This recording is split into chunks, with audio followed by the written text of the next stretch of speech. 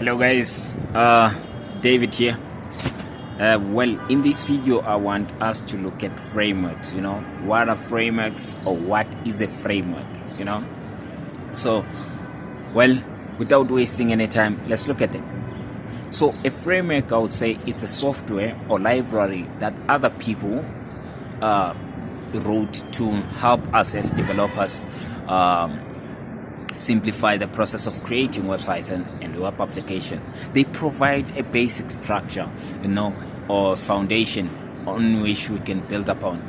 And frameworks are different from plugins, And here are the example of frameworks. So your Bootstrap, it will be your framework for CSS, And Materialize, again, it's a framework for CSS.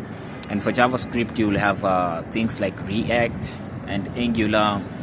And for back-end languages like PHP, you will have for frameworks like CodeIgniter, Laravel, and for Python, you will have Django, your Flask, So basically, frameworks are amazing tools, guys, or libraries that speed up the web development process,